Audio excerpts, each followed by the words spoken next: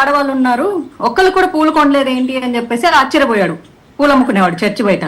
మా వాళ్ళు ఎవరు కొనుక్కోరు, ఆ బజార్లో వెళ్ళే వాళ్ళు కొనుక్కుంటారు. సో ఆ స్త్రీలందరూ ఇంతకు ముందు మేబీ ఒక నెల క్రితమో లేకపోతే ఒక సంవత్సరం క్రితమో ఓ 2 సంవత్సరాల క్రితమో అందరూ హిందూ ధర్మంలో ఉన్న వాళ్ళే, అందరూ పూలు పెట్టుకున్న వాళ్ళే. వాళ్ళందరూ ఈ చర్చిలకు వెళ్ళడం మొదలు పెట్టాక మేబీ ముండమోసినట్లు ఉన్నారు. యాక్చువల్లీ ఈ ముండమోపితనం అనేది హిందూ సంప్రదాయంలో బేసిక్ గా కూడా లేదు. రామాయణ మహాభారతాల్లో కూడా భర్త చనిపోతే అలా ముండమోసినట్లు ఎక్కడ మనకు చరిత్రలు లేవు. అవి కాలానుగుణంగా సమాజంలో వచ్చినవి. సో కేవలం చర్చికి వెళ్ళిన తర్వాత వీళ్ళు అలా తయారయ్యారు. అంటే మామూలుగా ఏంటి, ఓ మగవాడిలో ఫీలింగ్స్ చచ్చిపోతే పువ్వుల్ని అమ్మాయిల్ని చూపించండి అంటారు. దీని మీద డైలాగ్ కూడా ఉంది. అంటే కాస్త సున్నితత్వాన్ని తెచ్చుకుంటారని చెప్పేసి ఈ చర్చికి వెళ్ళిన ఆడవాళ్ళు సున్నితత్వాన్ని మర్చిపోయారు. సహజంగా ప్రకృతిలో ఉన్నటువంటి పూలని స్త్రీలతో పోలుస్తారు. పువ్వులు స్త్రీలు ఒకటని కూడా చెప్తారు. ఎందుకంటే అవి చాలా సున్నితంగా ఉంటాయి, చాలా అందంగా ఉంటాయి. ఈ రెండు ఒకటే అంటారు.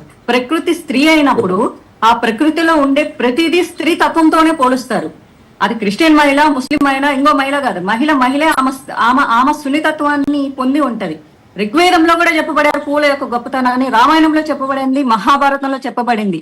ఒక నాట్య శాస్త్రంలో మాత్రం పువ్వుల్ని శృంగారానికి ఉపయోగిస్తే అది మనిషి యొక్క ఆలోచనలని ప్రశాంతం చేసి వారిలో కోరికల్ని రగిలిస్తే ఒక నాట్య శాస్త్రంలో ఒక బిట్ మాత్రమే రాయగలిగారు. అది కూడా ప్రేరేపిస్తుంది. మరి అదే పువ్వుల నుంచి అగరబత్తులు చేస్తున్నారు, అదే పువ్వుల నుంచి వీళ్ళు చర్చిల్లో వెలిగించుకునేటటువంటి కొవ్వొత్తులు తయారు చేస్తున్నారు, అదే పువ్వుల నుంచి పర్ఫ్యూమ్లు కూడా చేస్తున్నారు. మరి ఇట్లా విచ్చుకున్న పువ్వు స్త్రీ తన తల్లో పెట్టుకుంటే ఆమె అదో రకం స్త్రీ అయినప్పుడు ఆ వాడిన పువ్వుల నుంచి పర్ఫ్యూమ్ తీసి కొట్టుకున్న మరి వీళ్ళేమవుతారు? క్రిస్టియన్లు ఎవరు పెట్టుకోవట్లేదా? క్రిస్టియన్ నా ఫ్రెండ్స్ చాలా మంది క్రిస్టియన్ అమ్మాయిలు ఉన్నారు, వాళ్ళు పూలు పెట్టుకుంటున్నారు. మళ్ళీ వాళ్ళు అదే టైపా? అయితే అదే టైప్ అని ఒప్పుకున్నట్లు. మేబీ ఆ పర్టికులర్ ఆయన ఎవరు, షాలం రాజా. నాకు I'm least bothered about this Christian pastors అండి. I always believe in humanity, people వీళ్ళనే చూస్తా. కానీ ఇందాక ఈయన ఒక మాట అన్నారు, ఐఎమ్ సారీ అండి మీ పేరు నాకు తెలీదు, ఈ క్రిస్టియన్లను కూడా తప్పుపడుతున్నారు, మమ్మల్ని కూడా అంటున్నారు, మరియమ్మని తిడుతున్నారు అంటే హూ ప్రవోక్డ్ ఫస్ట్? మీరు రాముని తిట్టారు, మీరు సీతమ్మని తిట్టారు, మీరు కృష్ణుని తిట్టారు.